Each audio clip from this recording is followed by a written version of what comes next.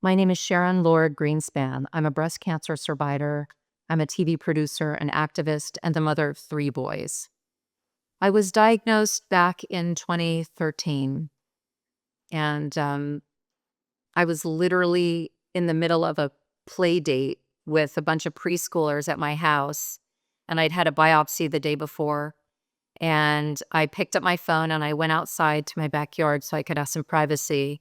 And I was told that my biopsy had come back positive. Once I got the diagnosis, I was like, oh my God, there's this time bomb inside of me. So it took a while just to get the right doctors to tell me what was the pathology and what was the prognosis based on that.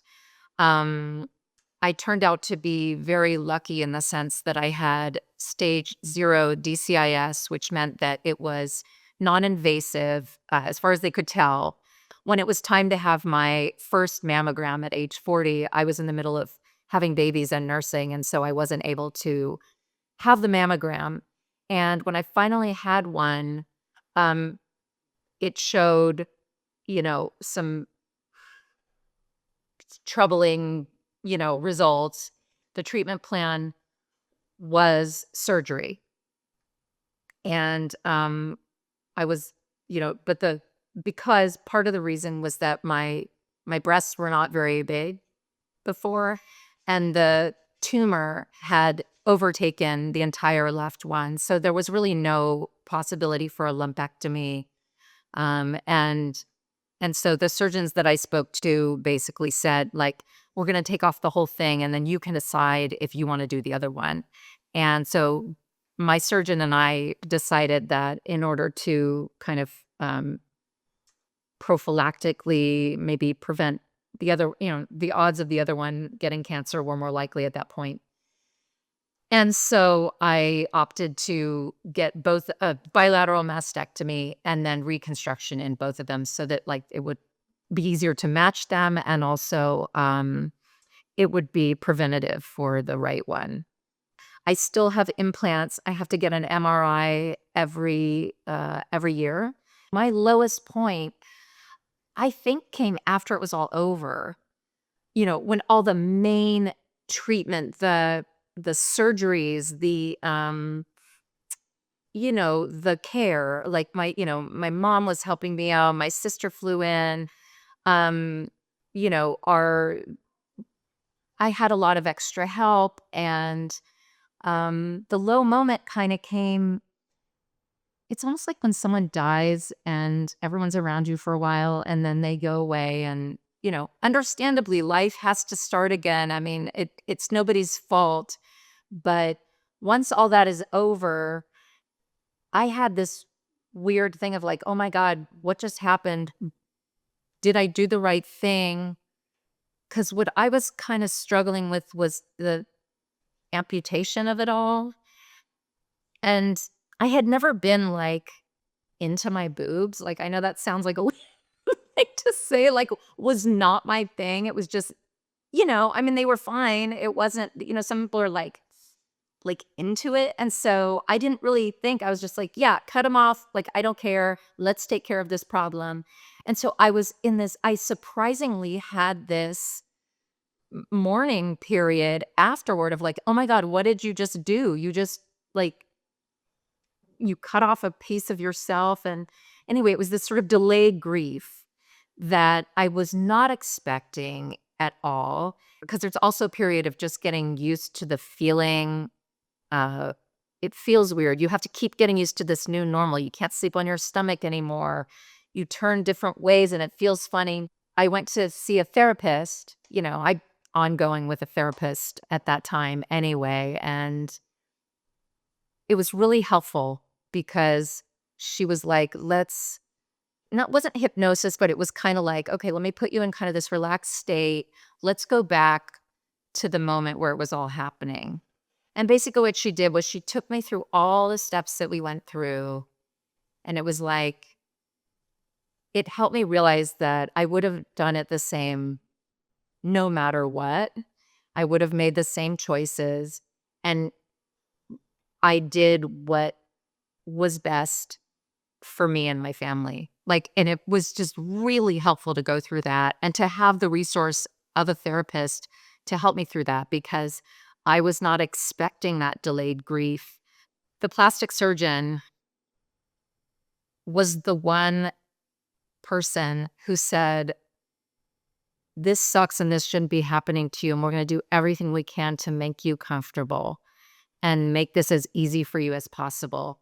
Um, he was like, of all the people you think, oh my God, a plastic surgeon, but of course he's the breast recon guy. But he was like the only one who was saying what I was thinking, which is like, this is crazy. I'm 41 years old. I was 41 at the time.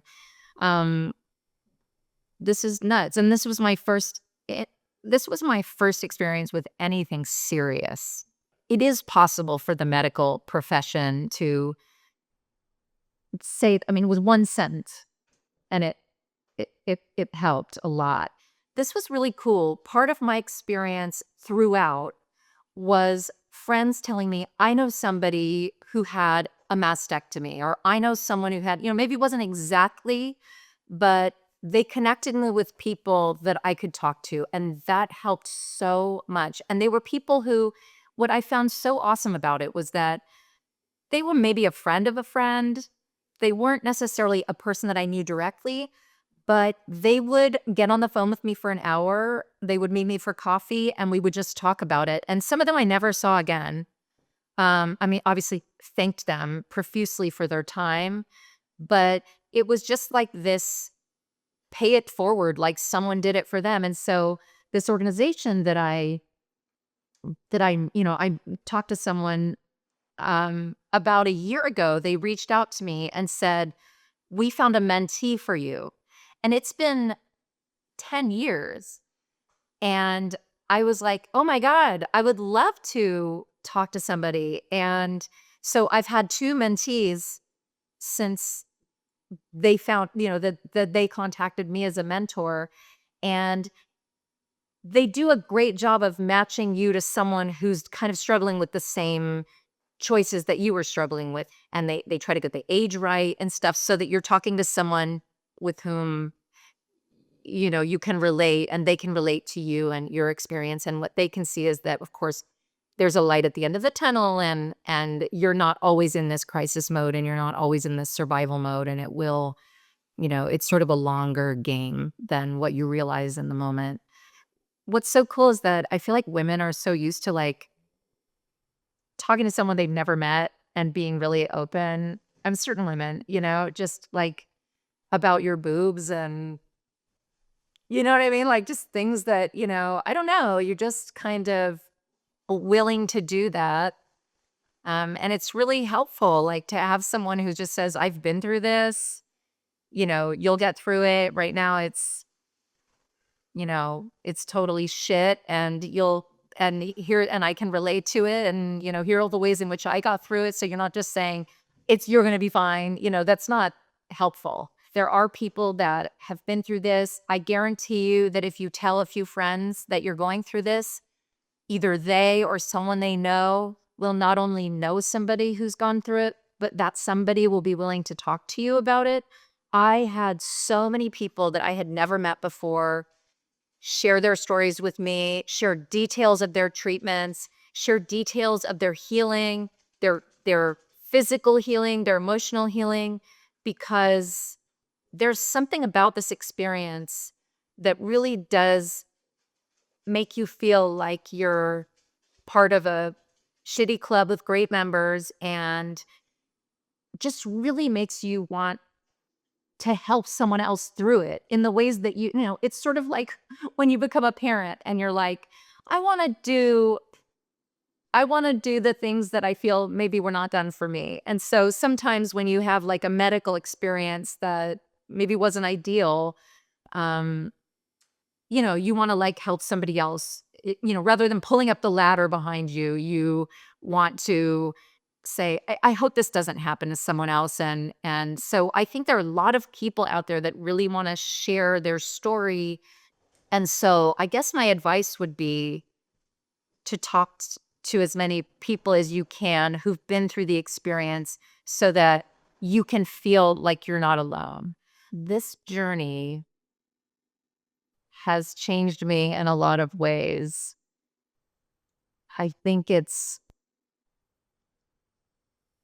on one hand, sort of this was my first real experience with a serious health issue. And this sounds like a cliche, but this is something that happens to other people. This is, it's like when, you hear people say that and it's like, oh, but, nothing like we didn't have a history of breast cancer in our family. So when this happened, it was a really big surprise. So it humbles you in that way that, you don't, you realize that you're not invincible. And I think prior to this, as much as I would like to say that's absurd to think that. I mean, on some level, as a young person, you do kind of, you're like, I can do anything. And I hate to say it punches you in the face, but it sort of takes you down a notch and says, no, this can happen to anyone, including you, Miss Achiever woman. Um, the flip side of that is that it humbles you in a way that's, it gives you humility, which I think there's nothing wrong with having humility. And it makes you more compassionate. Like, there's absolutely no way it doesn't turn you into a more compassionate person. At least that's what happened with me. And to have the ability to have compassion for what other people are going through is like an incredible gift. People show up in really interesting ways. And sometimes people you don't know at all will be there for you. And sometimes people that are very close to you can't deal with it. And, however that makes you feel is totally up to you. It's taken me time to be okay with that. Because, yeah, it's hard to accept sometimes that not everybody can kind of handle it. But that's what's nice about talking to other people who've been through the same experience, is that they can talk about it. Fight like hell means to me being your own advocate, to find the best team that you can find medically that works for you, that does things in a way that you appreciate and that you really want. I would say you don't have to just do what every doctor or nurse tells you. I'm saying find people that you really trust, that feel like they get you, and then go with them. We should trust doctors, and we should definitely trust science, and we should also advocate for ourselves in every way that we can. Fight like hell.